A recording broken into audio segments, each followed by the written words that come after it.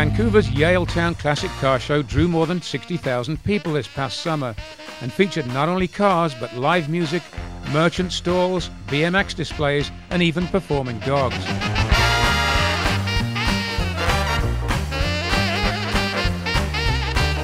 People just seem to love old cars, even if they're a long way from being motorheads themselves. It's amazing to see some of the cars that emerge from their hideaways for events like this. Models long forgotten except by the people who painstakingly restore them and bring them back to life. It seems that at every classic car event, Chevrolet is something of a dominant make. You'll always find lots of great Chevys, especially models from the 1950s, but later ones are still very popular.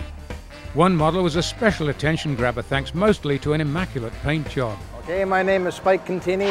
I own this 1961 Chevy Impala convertible. It's won 3 big prizes for the paint job alone, and it's just a pleasure to own and have. Owners spend huge amounts of time just polishing their cars to perfection, and some paint jobs probably cost more than the original price of the model. The engine compartment is just as important to a classic car restorer as the bodywork, perhaps even more so. Don't even think of chroming those valve covers if they were painted on the original model. It'll lose you lots of points, even if it does look sharp. The best thing about driving this car is I'm the owner. No, it's a wonderful driving car and gets a lot of thumbs up and car horns honking, and it's just wonderful waving back at the people that admire my car.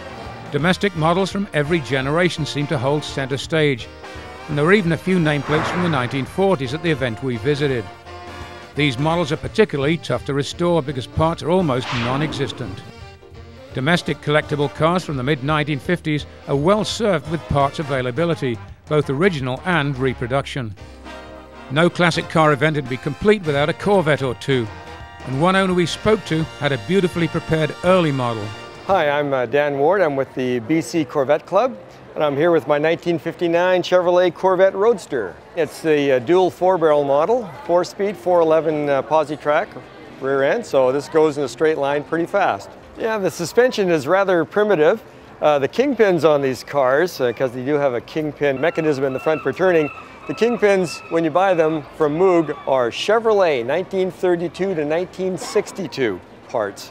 So there it is, same as the 1932 front end pretty well.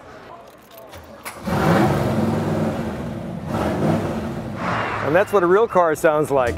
It's easy to understand the appeal of those huge domestic models of the 1950s and 60s. When size was everything and power dominated at almost every level, automakers, unrestrained by safety and pollution challenges, went wild with styling and competition was tight. It's hard to believe today that many of those huge, powerful, befinned road monsters cost well under $3,000 in some cases.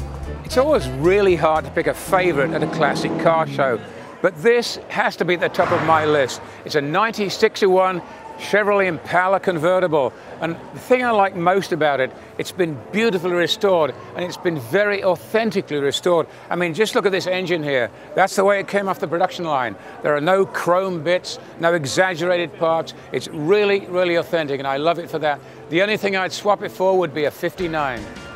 The best advice I can give to anyone who has ambitions about classic car ownership is to join one of the clubs even before they buy a car. Quite often there are models for sale within the club, and prices are usually fair. And as far as looking after it goes, you'll never be short of help and advice from members.